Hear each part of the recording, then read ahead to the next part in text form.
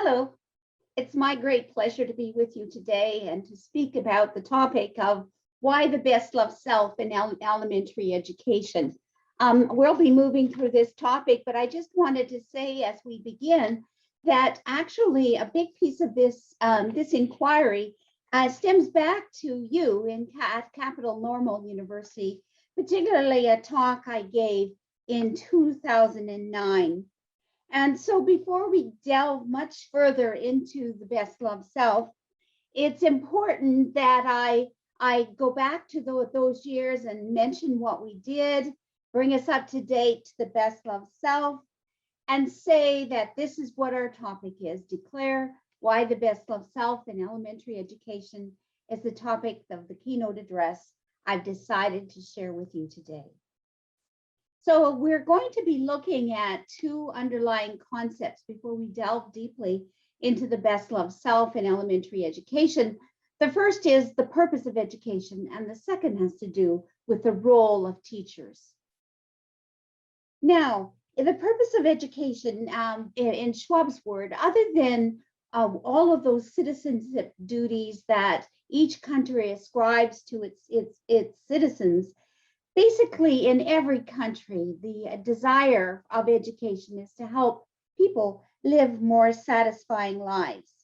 This is based on the idea that education enhances people's experiences and expands their knowing, doing, and being. In short, education enriches lives. People derive purpose and satisfaction from their educations. As the poet Mary Shelley put it, there's but one solution to the intricate riddle of life: to improve ourselves and contribute to the happiness of others. And through those two tasks, we would have more satisfying lives. This is more likely to happen when curriculum isn't seen as a still document, but when it is seen as a way of life. That is modus vivendi, according to the Italian word, a way of life. And it's derived from rich educative experiences. Now, if we turn to the role of the teacher too is very, very important. While governments tend to associate excellent teachers with their knowing of content matter or subject matter, the fact of the matter is that teachers' roles are much more expansive than that. In his pedagogical creed, John Dewey captured the magnitude of teachers' roles and influence when he said that teachers decide how life comes to children.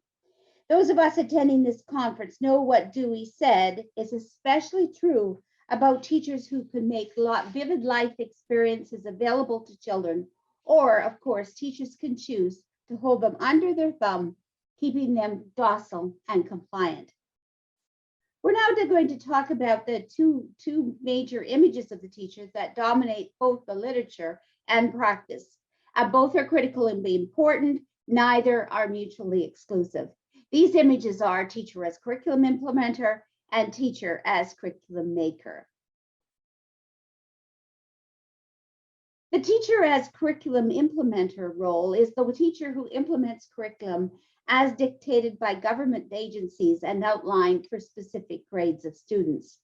The teacher as implementer image is what teachers are paid to do. At the extreme, teachers as curriculum may be those teachers that Dewey saw teaching using whatever others dictated for them to do. These teachers appeared to be teaching, but they were not students of teaching. If we look at the curriculum implementer now, we see that this image, on the other hand, captures teachers using what is in themselves, what's in their students, and what's in their milieux, as well as what is in subject matter commonplace. And this is Schwab's commonplaces, in order to create a dynamic fusion of experience for students in their face-to-face encounters with their teachers in classrooms. Because teachers enacting the teachers teachers as curriculum maker image, these people tend to be the kinds of teachers that Dewey called for in Dewey's ways of thinking. Those teachers would be students of teaching.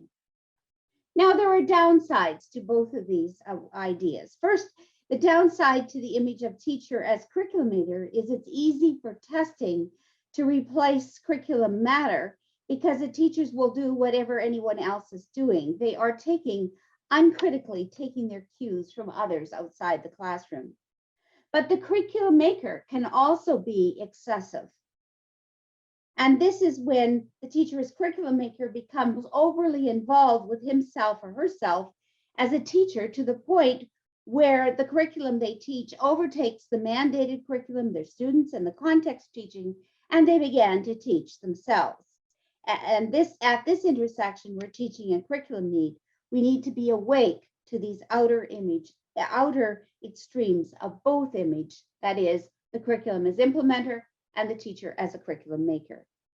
And this is where the best love self enters the intersection, because it's an important intersection where the teacher's best love self enters the picture.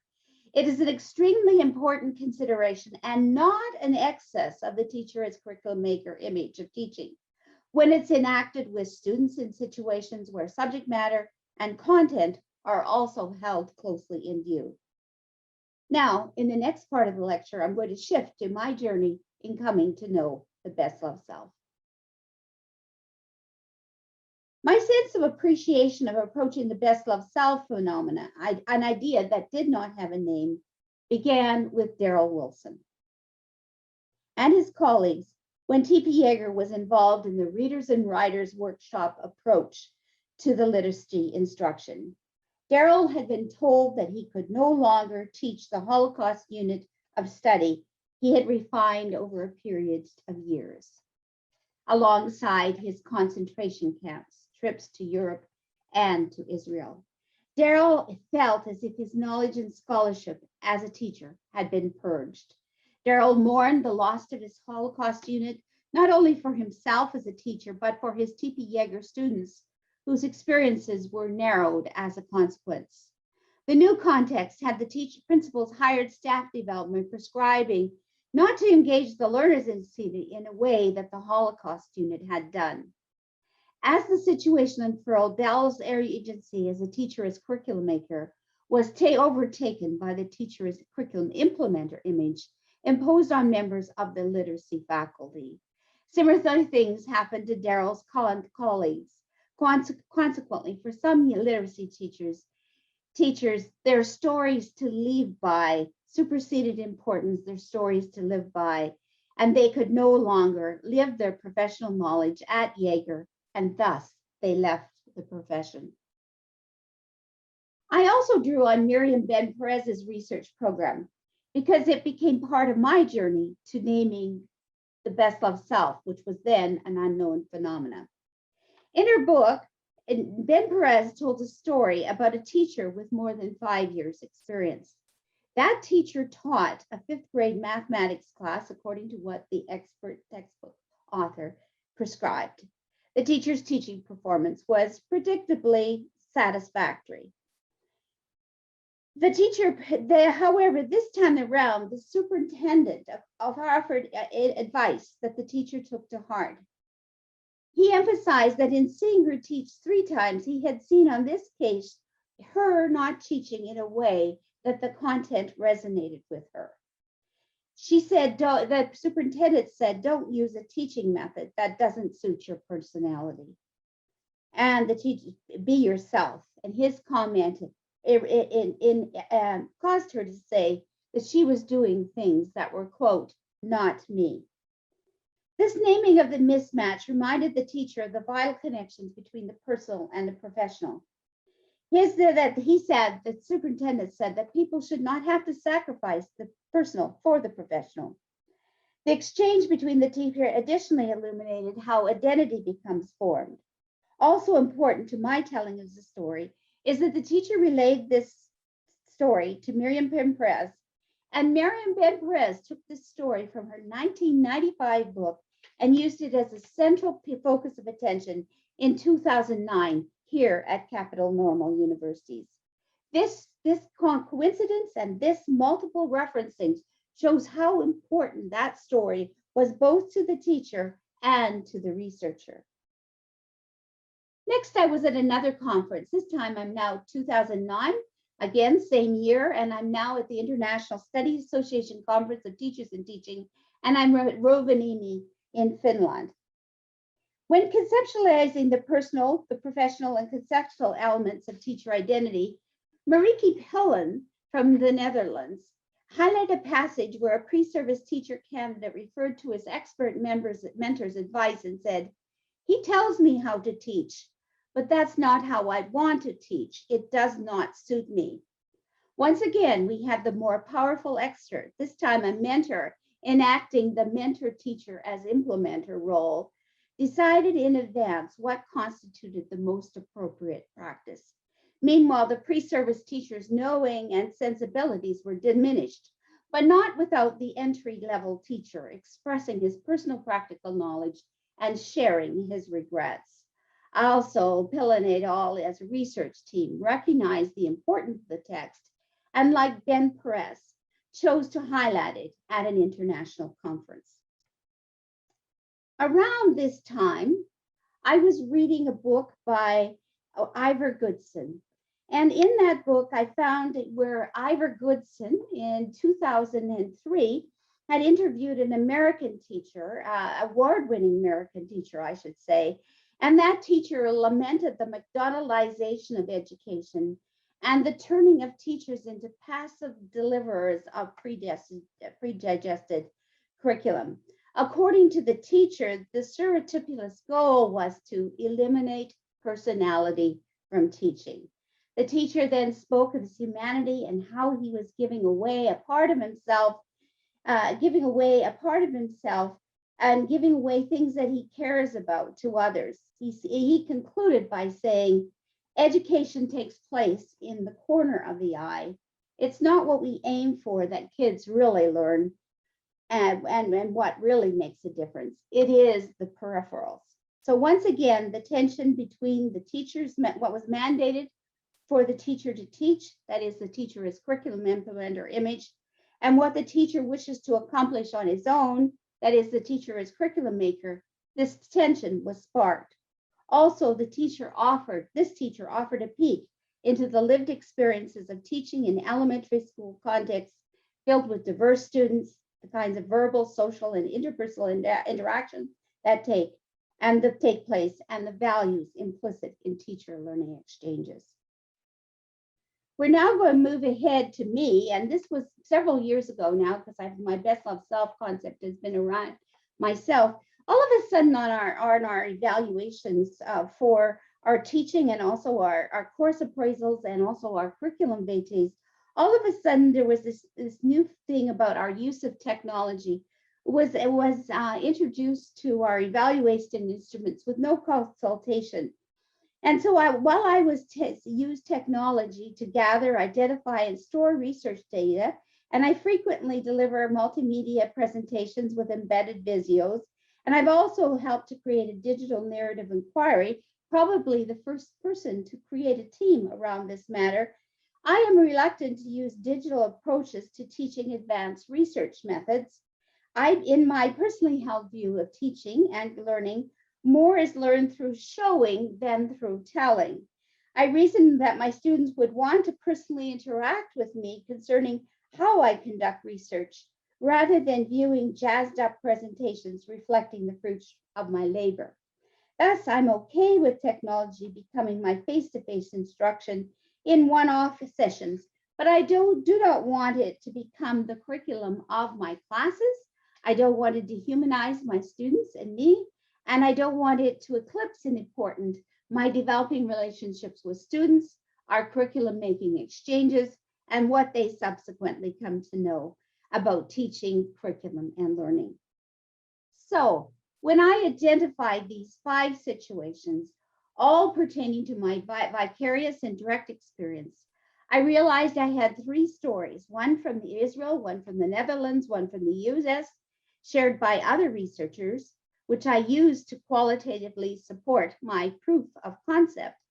And I also found 2 direct cases, Daryl Wilson and his colleagues at TP Yeager, and then my own experience in my university context, that all of this championed the unnamed idea in my research program. So using serial interpretation, I discovered organically what Carola Connell called narrative resonance between one and the other experiences. And I seamed them together from these diverse amorphous experiences so I could elucidate what I had in my research goal. But still, I had no name for what was taking shape and rising within me. And then I read a poem penned by the Argentine poet George Luis Borges, who has been described as a planet unto himself, an artist who resists categorization, one who is endlessly rereadable. Borges wrote, "Beyond the name, there lies what has no name. Tefe, I felt its shadow stir the aim." And like Borges, I felt the strong urge to name something that paradoxically defied being named. At the time, I recalled Vincent van Gogh, who said, "Colors without names are the foundation of everything." And also Pablo Picasso, who declared that the best colors of the rainbows are the ones that have not been named. For a sliver of time, I thought the nebulous concept I happened upon might need to remain nameless due to its obscure qualities. But I then dropped the Westbury and Walcott book on the floor, and everything changed in a blink of an eye, because the book opened to the page where the best loved self appeared. It said, he, the teacher, Joseph Schwab, wants something more for his students than the capacity to give to him a report of what he himself has said. He wants them to possess a knowledge or a skill in the same way that he possesses it as a part of his best loved self. He wants to communicate some of the fire he feels, some of the eros he possesses for a valued object. His controlled and conscious purpose is to liberate, not captivate the student. What to that point had been mud became magic. The missing piece, tying my amorphous experience together, had been found. The interstices of the 5 stories provided palpable international evidence that teachers naturally gravitate to their best loved self. Daryl Wilson knew this. Miriam Ben Perunez knew this, and the teacher she worked with. Mariki Pillen knew this, as well as the student teacher with whom she worked and her research team. And Ivor Goodson, who had interviewed the American teacher, knew this. And I know it because I know that when I am on my game, as my students said, this means I'm enacting and exuding my best loved self as part of my story to live by, my modus vivendi, my mode of life. They're more likely to gain rich insights into curriculum, teaching, and research. This in turn enriches their stories to live by, their modus vivendi, their ways of life. And so here we have it. I dropped the book, and all of this that I've been puzzling over fell into place. And we see how it moves from the professor or from the teacher to the students, and it moves back and forth. So now I'm going to move backward into Joseph Schwab's pre-Best Loved Self scholarship and look where it came from. Early in his career, Schwab captured the distinguishing properties of human beings. He said the human person is a self-moving living thing that can produce itself, develop itself, and create a personal history that's unable to be duplicated. And later, when Schwab was creating the practical, a language for curriculum, he emphasized the necessity of diverse groups of people engaging in curriculum deliberations through conversing together and articulating differing selves. And he also unequivocally defended teachers' rights to have a say about what happens in their classrooms and in their professional lives.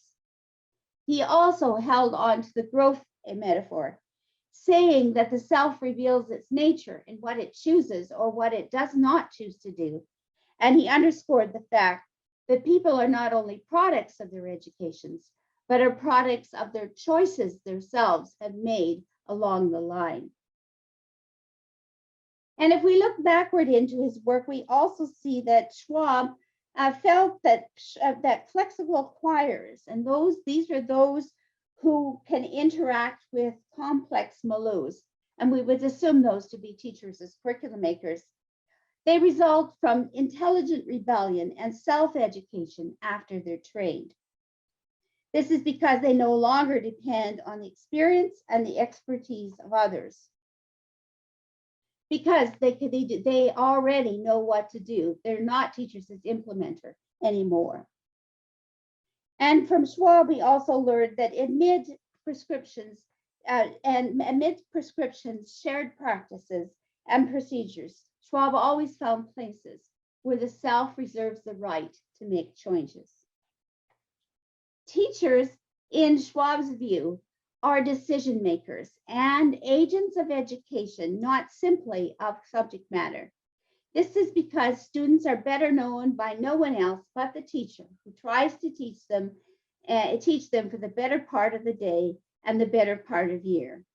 Teachers who are curriculum makers want their students to learn, not through parroting authorized content, state authorized content, skills and attitudes, but through coming to possess knowledge as part of their best loved self. In short, only as a teacher uses their classroom as the occasion and means to reflect upon education as a whole, ends as well as means, as a laboratory in which to translate reflections into action, and thus to test reflections, actions, and outcomes against this criteria. Is he or she a good teacher? According to Schwab, they who are good teachers possess and impart their disciplines in quite a different manner, in a different sense. They are mentors, guides, and models. They are allies of the student against ignorance and as participants with students in the world of high adventure into the worlds of intellect and sensibility. In short, they walk alongside the student. They are not the subject matter themselves, and they are using themselves to enrich student learning. And so Dewey, we move on now to Dewey. And so we'll look at what Dewey had that fit with Schwab, and we'll move on from there. So we're looking sideways at Dewey, Bruner, Csikszentmihalyi, and Sachs. So first, John Dewey. So if we look at John Dewey, we find a synergy between John Dewey's consummatory experience and we find with Schwab's best loved self. Dewey's idea of a consummatory experience was that it dissolves separations and heals split. Distinctions between the mind and body drop away and are replaced with new feelings, conveying the resistances overcome as well as a new understanding gained. For Dewey, consummatory experience runs its course, which means its energies become transcribed and fruitfully bend. Dewey outlined two pathways that make the ordinary experience consummatory. One is directly through content, and the other is via the teacher. Dewey described the subject matter route this way. When a person is absorbed, the subject carries on. Questions occur to him spontaneously. A flood of suggestions pour in on him. Further inquiries and readings are followed instead of using his energy to hold his mind to the subject. The material holds and buoys his mind and gives an onward impetus to thinking. As presaged, The teacher is another powerful way through the teacher's eros can carry students across dead spaces experienced in their minds and situations. Those doing Dewey intimately understand the intricacy of the teacher-learner subject matter triune as it plays out in context and how essential the dynamic is to teachers and teacher educators becoming students of teachers and their ability to move learners in ways that inspire and deeply engage children with their worlds. We're now moving on to Jerome Bruner. What does Jerome Bruner's research have to say that coincides or resonates with Schwab's best loved self? So if we were to take Bruner might say that the best loved self that Schwab proposed would be what Bruner calls a combinatorial activity, which is, quote, divorced from the ordinary. The elements of surprise and feelings of effect accompany this symbiotic experience. The combinatorial action, in Bruner's words, places things in a new perspective. The triumph would take one beyond the common ways of experience the world and produce creative projects with the power to reorder experience and thought in their world. Concurrently, the passion or the eros felt along the way would expand with use. More importantly, people would be more likely to act themselves into feeling than to feel themselves into actions. This eros would be called on to be used and actualized to promote new combinatorial experience. And now we're looking at Zsenzala Mikolai's work and how it might resonate with that of Joseph Schwab. For Zsenzala, Schwab's best loved self would emerge in the flow of optimal experience. According to Csikszentmihalyi, optimal experience is based on the concept of flow, the state in which people are so involved in an activity that nothing else seems to matter. The experience itself is so enjoyable, the high level of eros. People will do anything to do it at even a great cost, just for the sake of doing it. And in these optimal experiences, emotions, intentions, and thoughts do not just go through separately through consciousness, rather they're intertwined and they modify each other as they go along. I think this is one of the biggest points, is how do we get content and emotion, interaction, sociabilities, and all the things about ourselves as individuals going through in the making of an experience in a very, very powerful, interactive way. The optimal experience is something people can make happen, even in teacher-student relationships. That means we know how it's patterned for us, and we can seek to redo it, remodify it, relive it.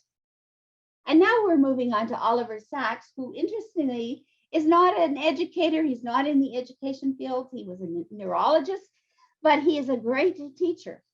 And so in my 220 book, I discussed how Sacks compared the difference between borrowing, which we would take to be curriculum implementing, and making, and curriculum living.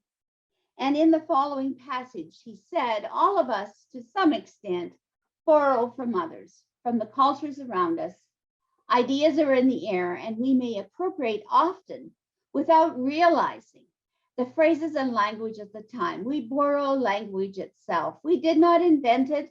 We found it. We grew up into it, though we may use it, interpret it in very different ways. What is at issue is for Sacks, is not what is borrowed or imitated or derived, but rather it is how deeply one is able to assimilate what is borrowed, intimidated, or derived into oneself and one's actions. Basically, he said, it all has to do with what one takes into oneself, compounds it with one's own experiences and thoughts and feelings, and you place it in relation to oneself, and you express it in a new way, one's own. And I think Sacks would say this is the best loved self. So we get to this point when curriculum becomes expressed in one's own way, according to one's own sense of eros, one's best loved self becomes animated, enriched, and satiated. So we get to the big point of this lecture. So why do we want the best loved self in elementary education? How important it is. And if we look back at all I presented in this lecture, it's about thought, it's about intentions, it's about emotions, it's optimal experience, it's flow, interconnections, one way. It's about intelligent rebellion, having materials that hold and buoy the mind, that your thoughts become modified as they go along. It's about eros of wanting. It's about the absorption of material and getting inside material and feeling increasingly inspired by it. It's about teachers imparting disciplines in a very different way. We say here how eros has popped up all the way through. The energy of wanting creates an effective bond between the teacher and his or her students as they collectively search for truth in the curriculum materials they encounter in context. Again, Schwab's four commonplaces: teacher, learner, interaction, and context. We know that the students can carry themselves or they can be carried for career by the teacher's best loved self until the child's or youth's personal best loved self is launched. For education to be successful, this source of energy needs to be repeatedly tapped. And what is pivotal important to us is that the teacher is the only one that can get this dynamic process underway.